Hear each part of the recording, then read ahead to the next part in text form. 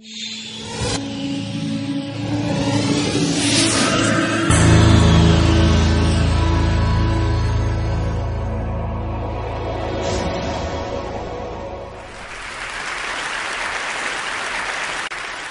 story is about taking imagination seriously.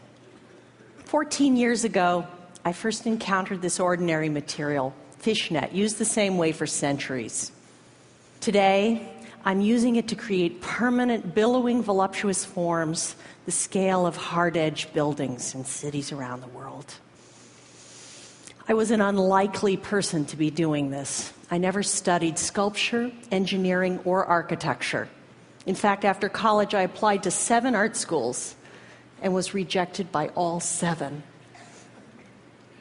I went off on my own to become an artist, and I painted for 10 years when I was offered a Fulbright to India.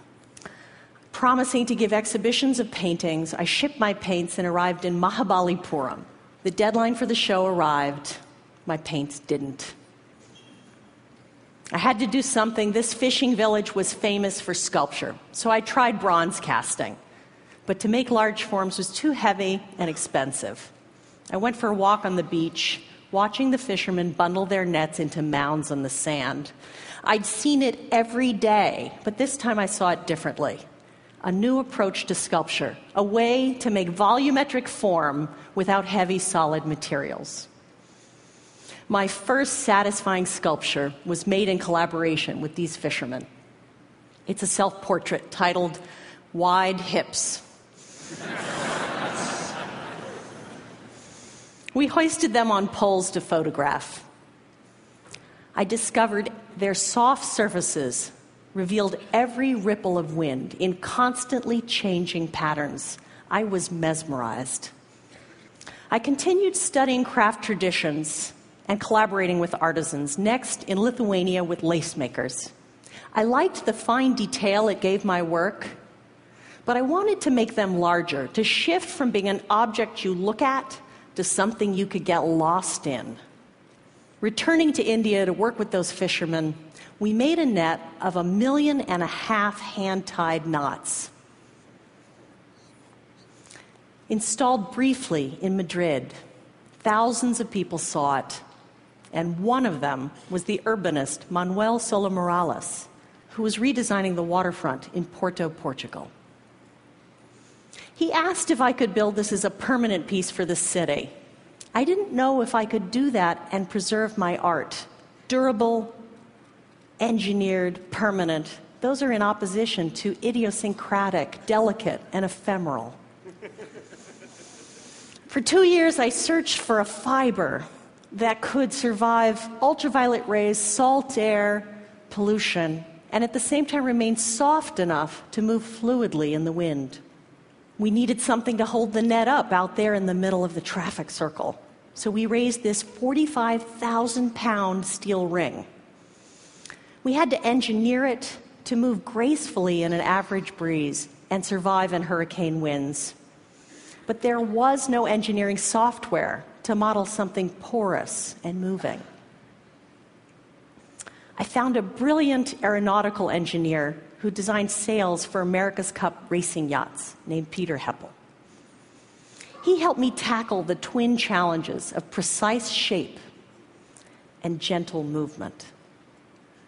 I couldn't build this the way I knew because hand-tied knots weren't going to withstand a hurricane.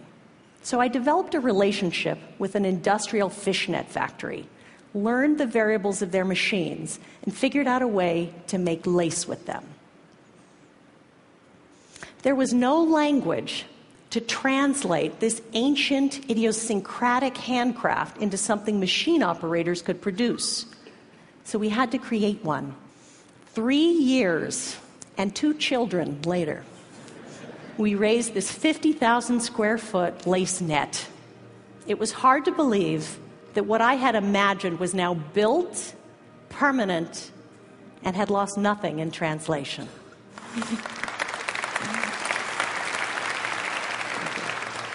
This intersection had been bland and anonymous. Now it had a sense of place.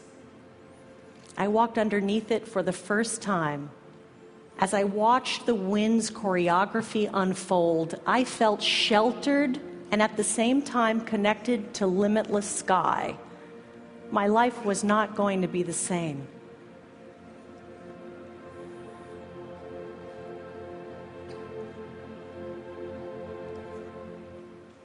I want to create these oases of sculpture in spaces of cities around the world. I'm going to share 2 directions that are new in my work.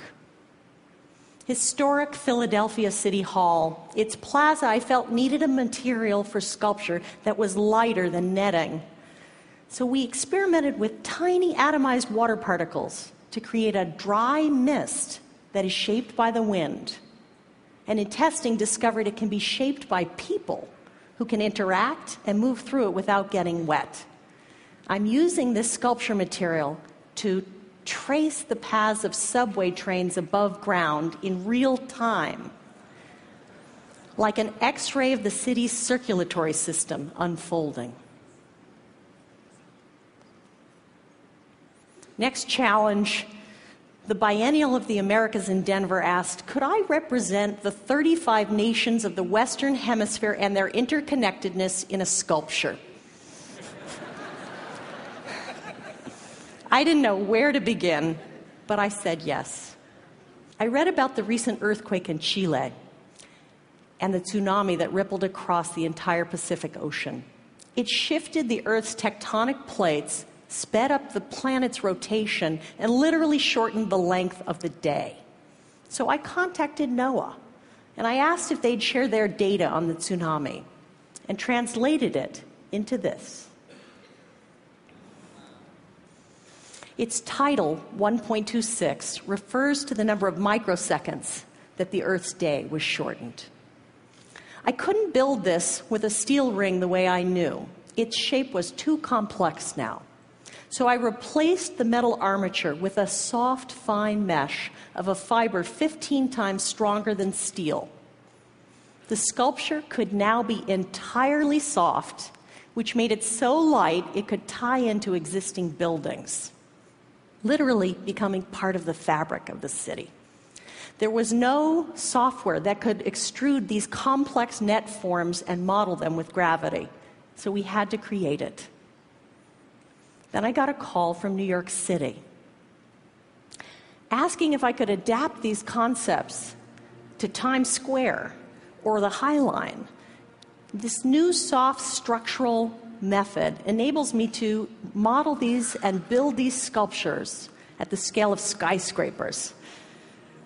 They don't have funding yet, but I dream now of bringing these to cities around the world where they're most needed. 14 years ago, I searched for beauty in the traditional things, in craft forms. Now I combine them with high-tech materials and engineering to create voluptuous billowing forms, the scale of buildings. My artistic horizons continue to grow. I'll leave you with this story.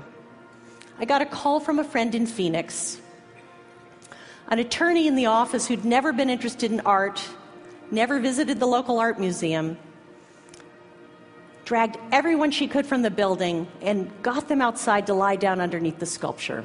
There they were in their business suits, lying in the grass, noticing the changing patterns of wind beside people they didn't know, sharing the rediscovery of wonder. Thank you.